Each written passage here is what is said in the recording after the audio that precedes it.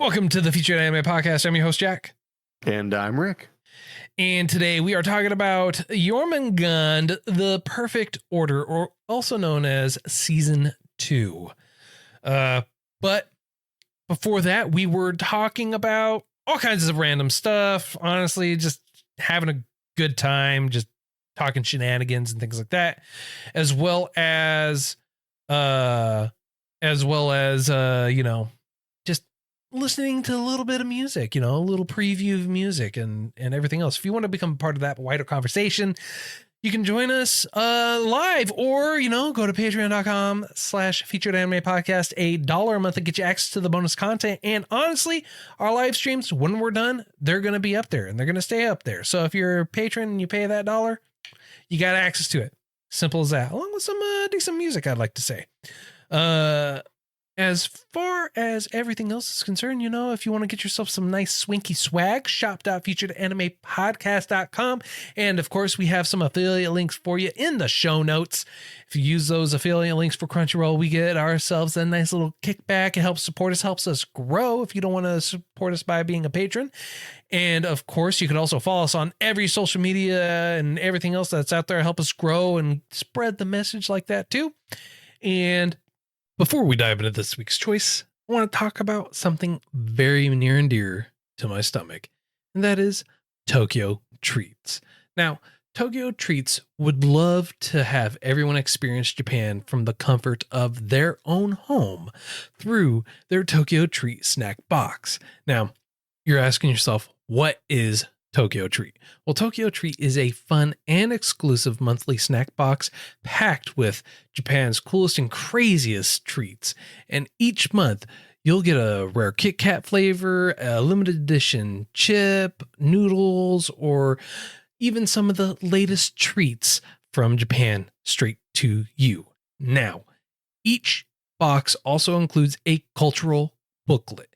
And in this booklet, you'll have descriptions about the snacks, allergen information, and some fun insights about Japanese culture.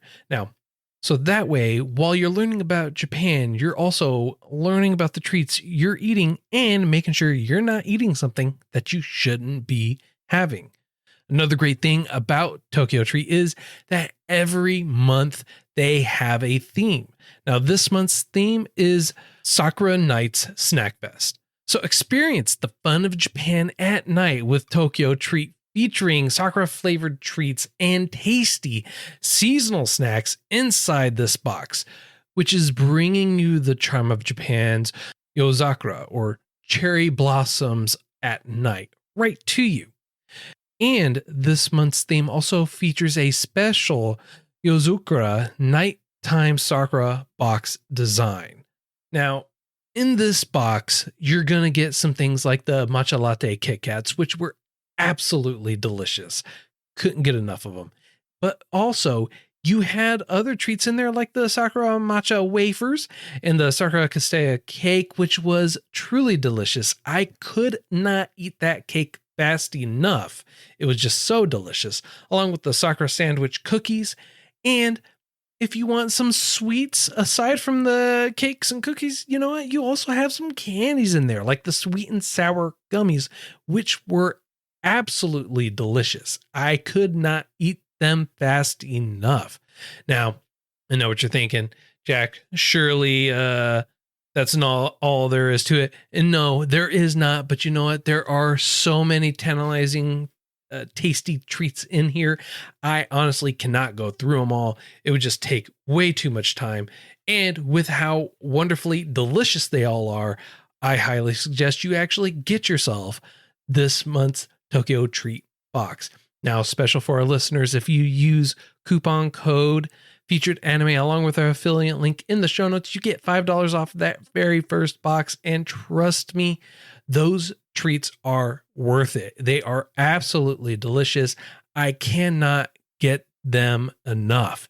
I am always eagerly waiting and happy whenever I get my box in, and the treats are always right on point.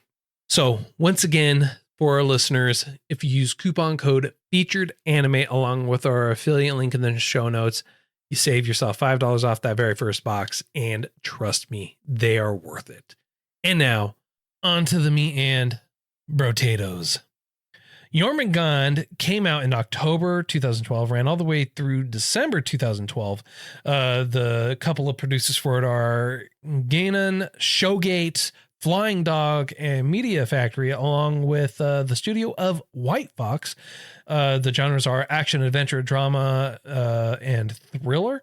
It's based off of a manga and is 12 episodes long. Now, Jormungand, The Perfect Order, picks up exactly where the first season leaves off. It does kind of give you a little bit of a recap. It catches you up. So if you did have a little break in between the two of them, that's why. Don't be surprised if you're watching it going, why are we watching a recap? And halfway through it, that'd be why. But it's continuing the journey of Jonah and the arms dealer Koko, and the second season just kind of dives deeper into Koko and her mysterious plan, where she finally gives it a name called Jormungand, which is where the name of the anime comes in. It's a initiative that she really is kind of pushing forward and driving forward, and it ultimately, in her mind, makes her and her team the last soldiers of the world. And it is going to be a world-changing thing. So the story does maintain its globe-trotting nature throughout, like it did in the first season, following the crew. However, as a result of it, we do see some kind of significant changes between season 1 and season 2 as season 2 progresses on. Sounds like you covered all the bases. I try to. You know, I mean, like from season 1 to season 2, it really kind of drives in those really tries to build on that foundation that it did in season 1 with those kind of the relationship foundation that they built, the world building that they leaned on. And then at the exact same time, kind of maintained what they did in season 1 with season 2, where you got some information and mini arcs throughout the whole series, throughout the whole season, and building on character background and information at the exact same time. So I agree. I felt like they had more time. You know what I mean? They didn't have to crunch so much in. The reason why I say that is I have a good example. In season 1, you were introduced to somebody who was supposedly a badass, and they're like, "Oh, you remember how you did all this in these 3 different super notorious campaigns? Oh yeah, you're gonna do the same thing here." So they explained that someone was a badass, whereas here they showed it. Like no one ever had like a, "Geez, you're just as good as when you were back in Nam," and then have no real show of their abilities. They just straight do their work. And I think the reason it works when they do that this way is because we were already building on the relationship we had, or the experience we had from season 1, that we had an inkling that these guys deserved their spot, and then you saw why. Well, I mean, so, like, you saw why even in season 1. You don't have any exposition being like, "Wow, you're the legend of blah blah blah." Here they're just like, "Hey, you're really good at your job," and they because you survived that, like, "Wow, you're really good with your hands," rather than, "Hey, weren't you a juggler once?" Like, no, I honestly, I would have to disagree with you on that. I thought season 1, they did a decent job in explaining, as well as articulating what they did, as well as you got to see them interact and showcase their skill sets. Right? Whether or not they were particularly skilled in one fashion or another was talked about, and then it was showed about, but it just wasn't shown in the way that you were wanting, right? You wanted that background story showing them where they got that skill set or how they evolved to that skill set, where they didn't really do that in season 1. They did that more so here in season 2. The only one where you saw kind of a little bit of the background for it wasn't to build on or base those skill sets, right? You were just told. And I think that's the issue that you were talking about, because we were told that they were very skilled. We were told that they were awesome, but they didn't show the background for it. They just went out and did it. Right. And when they weren't being like that, when they weren't out there showcasing those skills and they fell short, someone that did have the skills came up and told them where they fell short. And they're like, hey, bro, you goofed up. I could see that. Yeah. No, rather, I should rephrase. I did see that. And examples like that. So yeah. I definitely understand where you're coming from. I only have the one example, and I wish I would have remembered to screenshot the timestamp of it. But I say all that to say I'm really happy that they're more showing in season 2. Again, I suspect it's because you are correct. They've already shown throughout season 1 that they're capable. And you don't have to like force capability on somebody. You don't need to force exposition on somebody so the audience knows they're capable, because we've seen it throughout all of season 1. Yeah. It stood out to me as refreshing that they didn't continue that in season 2. I liked the fact that we move away from, well, at least in my experience, in my view, we move away from Koko as the main character. She is a protagonist. Yeah. But not the protagonist.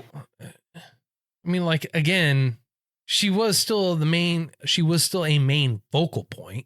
Right? Well, I know the song, but hey ho, it's Koko, and she's really loco. You know, like the theme song's about her. Yeah. But in this show, you got a different. I feel like you got a slightly different vantage point. I would honestly, again, I would just disagree again. They really split it and told it from the perspective like they did in season 1. They stuck with that narrative where you had Jonah going through and telling his perspective. Because even in season 1, he led with the dialogue. I used to follow a arms dealer around the world. And he did that several times throughout the thing. And showcased him in certain points, and then they also showcased her in certain points. You never got the full story or picture. You never got the full breadth of everything going on when they weren't together. You were just flip-flopping in between the two. It's just for Jonah in season 2, his transitions were more jarring versus season 1, simply because in season 2, you have a lot of changes that happen, and for Jonah, it has to be a little bit more jarring than what it's ever been. And then you have that conflict of ideology and mentality in between the two as well. Okay, I can see that. I mean, there's a bunch of nuances in here that are delightful to watch. The shootouts, the action, it's good. I liked the fact that Jonah appears to be one of the only characters who could freelance in and out flawlessly due to his certain set of skills or plot armor, as one might say. I'm sorry. Wait, what plot armor are we talking? Are we talking about the body plot armor that they had throughout the entire series, or are we talking about the? No. The social meshing. The social meshing. I gotcha. Okay. I liked how they brought in other forces to show you from the outside looking in, how people viewed Koko and her brother Casper.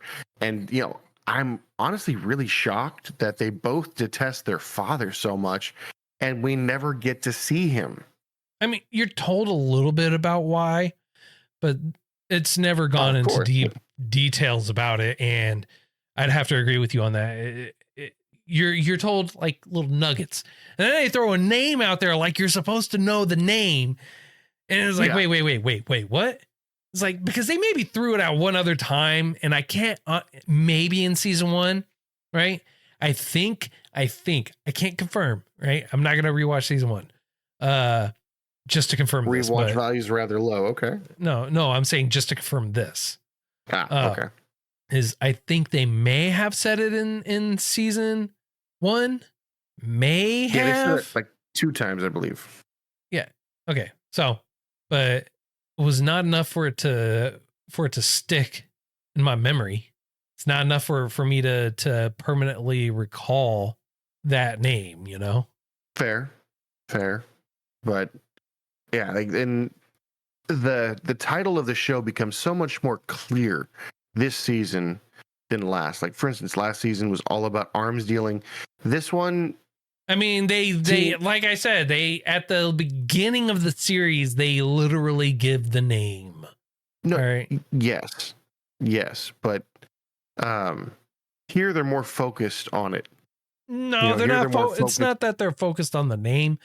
They're focused on the plans that were happening that were already laid down in season 1 that we saw at the beginning, repeated in season 2, except now we have the explanation as to what's going on, and then it all ties in and brings that focal point. Yes. Now, do you have a favorite character from season 2? You know, so it was episode, you may have missed it, between episodes 2 and 3. It was like a very small scene, right? It's that time traveling granddaughter. Very small. I'm pretty sure you missed it. Yeah, it's just you blink and it's gone, you know? Exactly. No, honestly, I didn't really have a favorite character. I did not like the personality shift for Koko from season 1 to season 2. Why not? So at the beginning of season 2, we have a character change, right? Yeah. Okay. And so Koko is like, I'm doing this because in memory of him. So I'm doing it basically because of, you know, in remembrance of him. Okay. And she is almost at every point now fondling or snuggling or anything else Sophia. Yes. Right. So she does a complete character dynamic, and I understand why she does, but that character dynamic, that character change between season 1 and season 2, I didn't care for it for Koko, in all honesty. So basically, I'm trying to wrap my head around it, to try to put my own spin. Don't put your own spin on it. Just say what you did or didn't like. Then just well, you know, I liked the character. No, I didn't. I agree. So either, yeah, I mean, like, you don't need to go, well, yeah, no, just come on. You either agree with it or you don't. So as you would tell me, so characters progressed and you don't like it? No. I didn't like how they progressed. That's what I said. I didn't like the character progression. I didn't like the change for her. It's not that see the problem with what you just said is like, well, I just didn't really care for the romance that was in the story. You mean the romance in the romance series that was about 2 characters? They're like, yeah, I just wish they focused on the side characters a little bit more. You mean you wish they didn't focus on the romance of the story for the main characters? You wanted side character stuff? hey, you know what? I can appreciate someone who wants what they want. That is true. However, if it's me, then I appreciate me. Someone's gotta. Right. Hey, you know what? More power to you. Right. But no, it's not that I didn't appreciate the character progression. I didn't dislike the character progression. I just didn't like the direction they went. Gotcha. For that portion of it, anyways. The more calculated, the more like focused, more of a, hey, you know, this is what we're doing now, and just really kind of driving towards her goals. I appreciated that. Like 100%. Yeah. They called her the old Koko. Yes. So to speak. Yes. Why I liked the vulnerability that they gave Koko in what you're referencing. It's all in a reaction. It's 100% a reaction to essentially losing one of her family. Yeah, no, I get that. I do. I genuinely get that. However, I personally didn't like that became a very focal point for her every time that she was there with Sophia, because that is the only time you ever really get to see Sophia at all in the second season is when that's happening. Yeah, she became quite the accessory. Yeah. I didn't like that. That's a good way to put it. Yeah. The one character I did not like last season, and I should rephrase. Last season, I was indifferent. This season, I really just despised the character Casper, because with Koko, we've came to understand that Coco's crazy, but she's calculated crazy. Casper lucks into situations and then is just beyond brutal for no other reason than it progresses the story. I think we're meant not to like him. And then he does a 180 and he's like, well, I'm actually this really good guy and I've done this for you and I've done that for you and I've done this for you and I've done that for you. And then he tells oh crud, what's the kid's name? Jonah. He tells only Jonah, the main character. They said it about 1,000 times throughout the series. For some reason, it was one of the easiest names that they could have chosen. I got you. For some reason, my mind went to Jonathan, and I was like, that's not what everyone calls him. What did everyone call him? Right. Well, I mean, crazy. To be fair, his name is Jonathan. Yeah, I know that, but I would have accepted Jonathan too. I would have accepted Jonathan too. I wouldn't, because I was like, that's not the name I'm looking for. Anyway, the thing I liked about the thing I disliked about Casper's interaction with him is basically he tortured him, brought him to his knees, and then as he is essentially leaving his group, he's like, hey, by the way, do you remember the 3 orphans that you were trying to protect at the beginning? So this is a somewhat veiled threat, but I didn't interpret it like that. Not even close. Really? You didn't take that? No, because they talked about paying for the college. He's like, hey, because you're leaving, right? Like, would you be willing to pay for half the college at that point? Because if you don't pay for half of it, I'm not going to pay for the bill, is what he's saying. Yeah. He's not going to kill them. He's not going to go out and murder them. Right? He's just basically saying, if you want him to go to college, you got to help pay the bill, which is understandable. It's like, hey, bro, I sold you my services for all this, right? If you want to have this, because they're of age now, they can survive on their own. But if you want them to go to college and they want to go to college, you're going to have to help flip the bill for this. Yes, but the Casper's driver goes, oh, wow, to think he'd bring the kids involved in this. He's brutal. Made me think it was a veiled threat. It was hey, you know a lot about my service, you know a lot about my stuff, and I'm willing to help, but I can easily take everything you care about away should you cross me. Right. Well, I'm sure that could be implied, right? I'm not going to say no, right? But at the exact same time, the services and the kid was already bought with something else. Being taken care of. Them being there, it was already taken care of. Him bringing up the kids while the guy's comment was there, he probably thought he was going to go in a completely different direction other than, hey, I actually set aside all this money for you. We'll deduct this. Here's all this stuff. Deuces. Instead of him like saying, hey, you know way too much. You know too much information. You ain't leaving. And more like, yeah, you ain't leaving. Yeah, basically like, you might leave my service, but you won't leave my life. Yeah. You and I are intertwined, whether you like it or not. Exactly. That's how I interpreted it. Not so much of a veiled threat. I could see it being a veiled threat, though, right? 100%. I mean, you got to have that reassurance. It's like, hey, bro, don't go slandering around. But I love also I also love the brother's response and the mentality of it, because Koko's plan. And I'm not going to talk about the plan. I'm not going to go into the details about it. But like her plan is first of all, it's very cool, right? The idea, the technology, everything like that. It is awesome. However, the brother's response to it was 100% exactly what I was thinking. It's like, there's always going to be that. Like, it does not matter. Yeah, if you look at it like that, though, you're talking about Koko's optimistic and the brother's realistic. Yes. So, which viewpoint do you like more? Mine. Of the two, of hers or his? It's not a matter of liking which one. I mean, like, they're both kind of They kind of are what they are. Well, okay, let me break it down like this. Do you like the unrealistic optimist, or do you like the abysmal realist When it comes to what?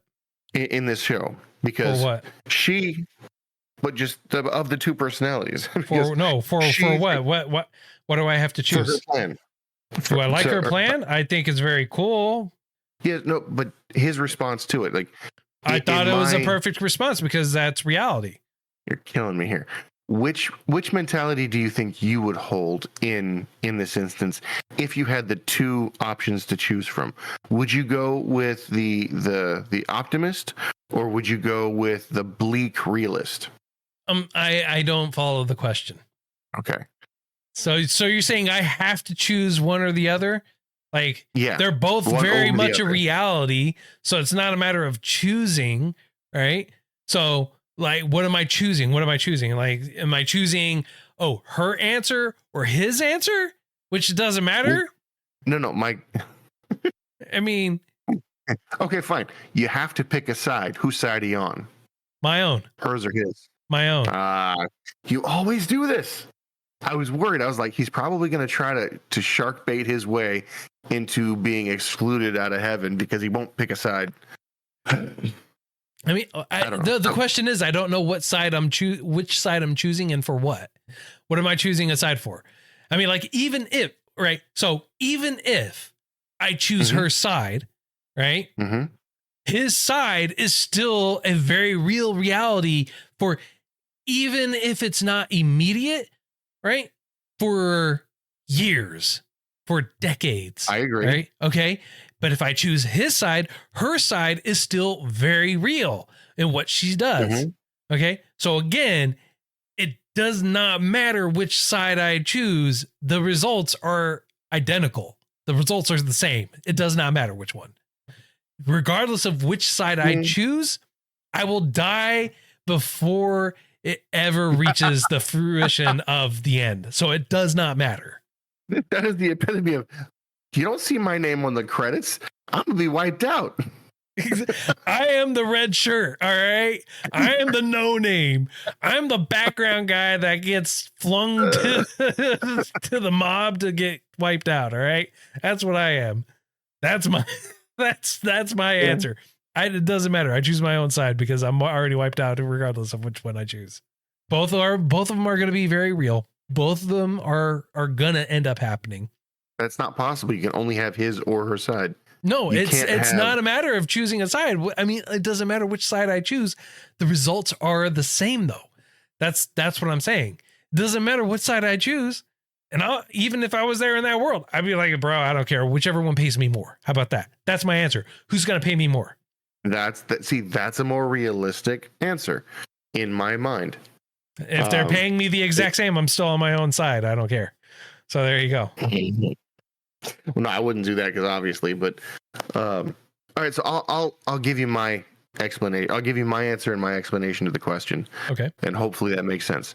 Sure. I would be on her side because I would like to hope for the best, prepare for the worst, hope for the best. Whereas her brother is a realist in the sense of he's seen the nitty gritty. He knows how bad it can get. He perpetually maintains his mentality of it's bad, which is why I feel like he can smile, as fake as you want to call it, but he can smile through almost everything because he's seen worse. Well, I'm sure that they both have, and they're both told that they need to smile. It's just you saw her path or her past where she was told she had to smile. You don't see his past. Yeah, you don't see his. You don't. Because he's a side character. It doesn't matter. You don't care about his past. You just care about what's happening in the now. I guess. I mean, yeah, I see what you're coming. Yeah.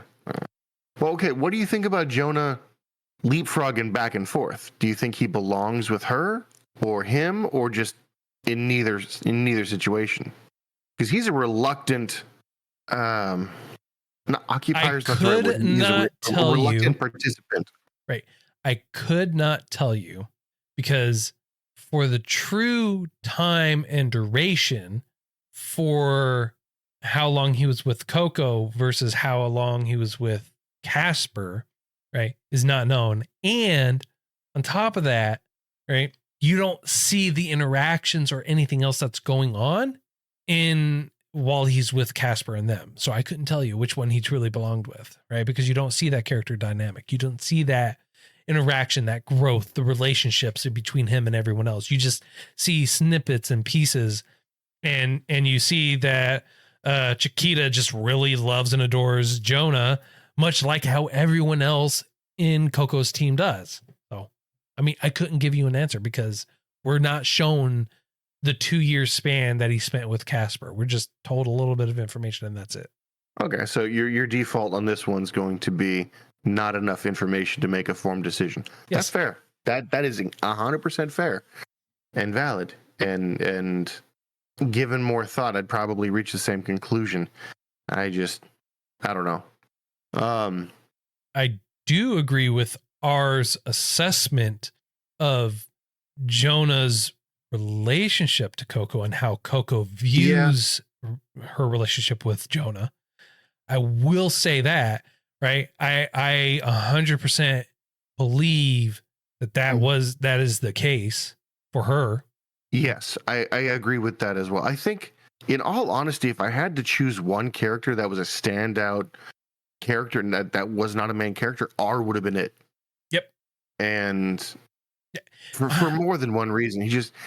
That's what I was talking about. They showed him being a badass. They showed him in not only being capable, but being just a staunch, it is what it is. I'm going to do my thing. And there's nothing and no one that can stop me. Yeah, but again, so for them showing him being an awesome individual, they showed that exact same thing throughout the entire first season and throughout the second season for everyone else. Like they showed Sophie going in, decimating an entire area, and they did the same thing for Ugo, the driver, and showcased him and his positive points in season 1, along with several other things.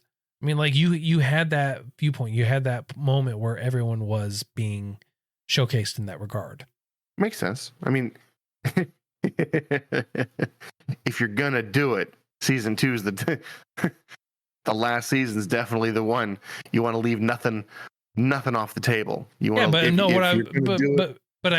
did it in season 1 too. They did it in both seasons. That's what I'm saying, is they did it in season 1 and season 2. I don't know. I just felt that season 2 was better. Yeah, that's fine. Yeah, no, 100%. That's I'm not going to invalidate that thought process. If you want to say it's better, I'm just letting you know that they did the exact same thing between season 1 and season 2.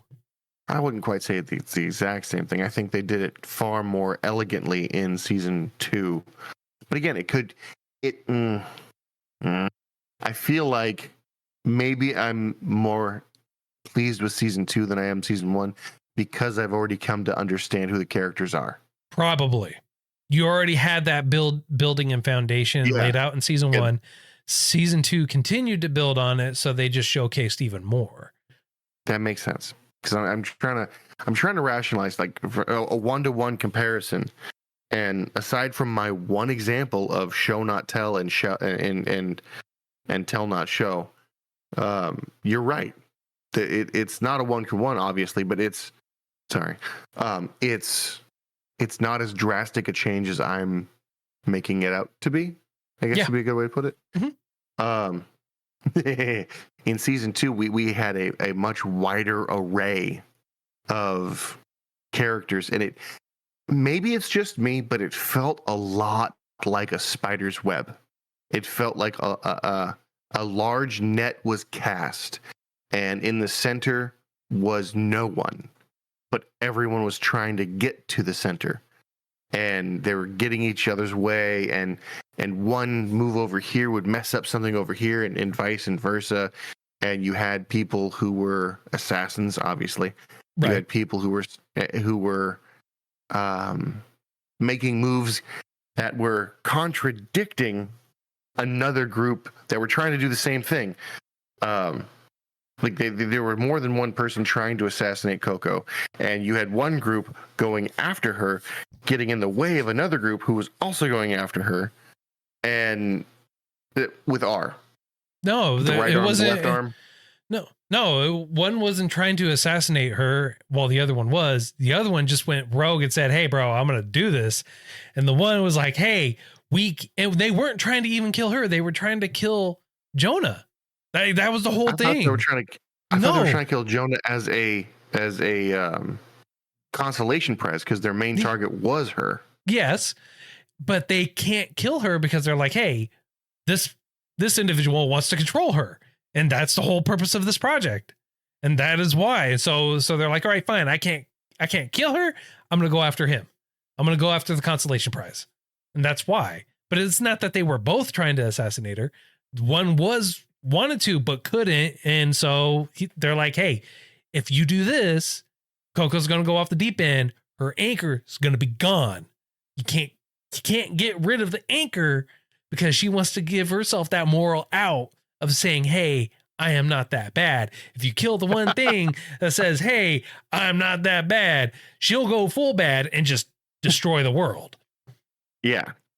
Scorched earth. Yes. Literally. Yes, exactly. Oh God. And the revenge that she got on that chick, Hex, oh, that was tasty. Yes, it was. That was you want to kill one person with a bullet? Nah.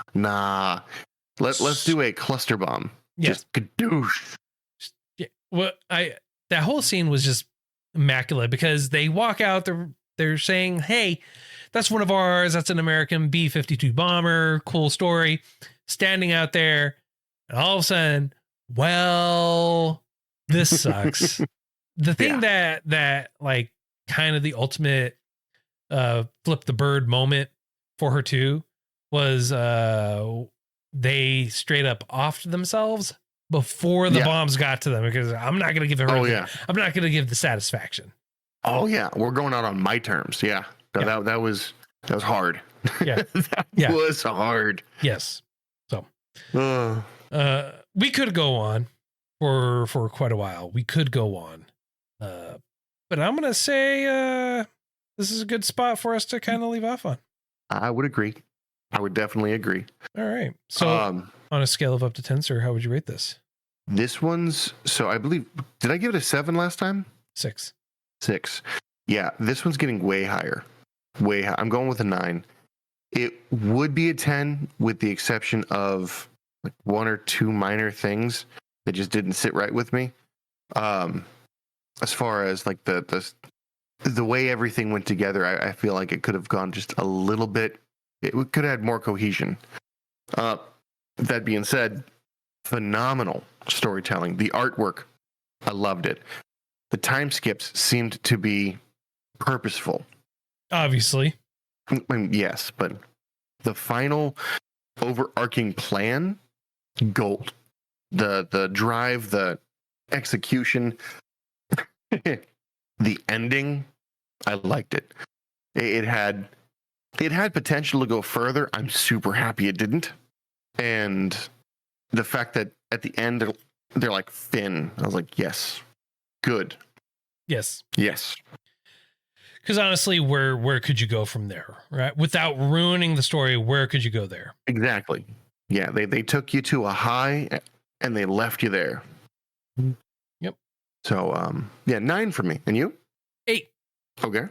I'm going with an 8 for largely the reasons that I had talked about earlier, the negative points that I had for it. I do love that it did have a solid ending. The artwork was, I mean, I didn't really talk about the artwork in season 1. Season 2, it's an exact mirror of season 1. Honestly, it's not my cup of tea. I mean, the artwork was clean. It was nice. It was well done. It's just some of the facial animations, it bugged me. I didn't care for it personally. Really? Okay.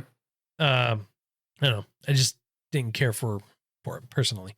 Other than that, yeah, I don't have too much more to say about it. But you know what I do have to say?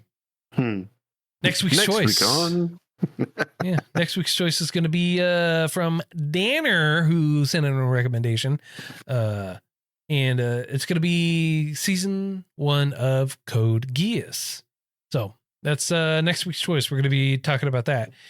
Well, that's all the time that we have for today. If you feel like we did it too much justice, not enough justice, or just plain old got everything wrong, feel free to let us know. All our contact information is available to you in our show notes. You can also reach out to us on Discord and on patreon.com/featured anime podcast. If you are on there and you want to message us, you are more than welcome to. Everyone can. And until next time, I'm Jack. I'm Rick, and we'll see you next time.